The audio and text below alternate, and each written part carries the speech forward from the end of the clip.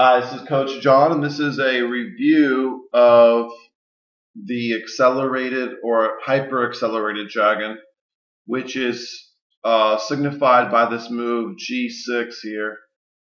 This means that it's the accelerated version. Sometimes the accelerated and the hyper-accelerated kind of blend into each other. The biggest distinction I want you to make is between the classical dragon, which is this. And the best way to attack for white is to play this h4, h5 pawn storm versus your castle king. And the thing is that when you play the hyper accelerated, you can avoid that type of stuff. And this is, review of kind of like the intro stuff of the accelerated. So if I'm giving you this video, you probably have I already showed you it, and we're just reviewing it. So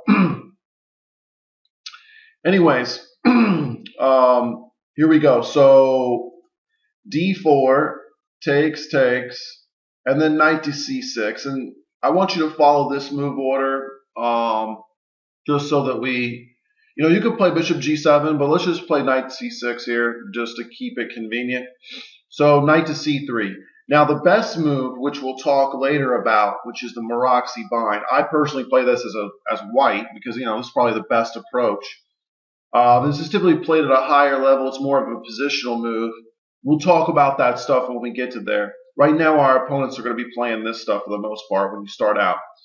And bishop g7, bishop to e3, knight to f6, bishop c4. All this is normal. You castle.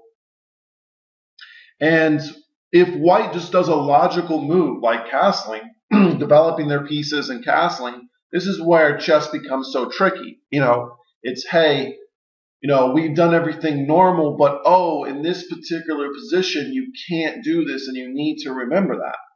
Here in this position, black can play knight takes e4, knight takes, pawn to d5, takes, bishop back here, and then maybe black plays a move like queen to c7, and this long diagonal bishop is going to be very, very great. We're going to put our rook on this file, our rook on this file. It's a good position for black. We're at least equal, and that's what the goal is with black in the very beginning, unless our opponent makes a horrible blunder. So this position you could reach, a dozen times in tournament games as a kid and do pretty well with it. So, this is why I think this is a good approach when you're, first starting to learn a Sicilian opening.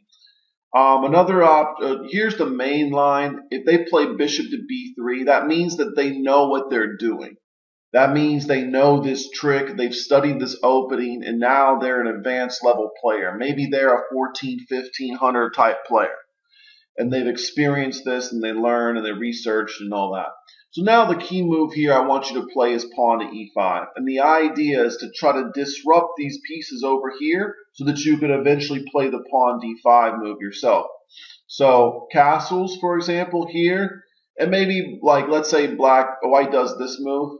Now you can take the pawn here. If he plays bishop takes, you play takes, you still take, and then he takes, and then you come back and take here. And eventually we're going to be able to play this move d5. But as you can see, we opened up the position, and we're causing issues for white. They have to deal with what we're trying to do against them. We have clear plans in this opening. So, anyways, go ahead and review this, and start utilizing this. And I'll see you next time. This is Coach John. Bye.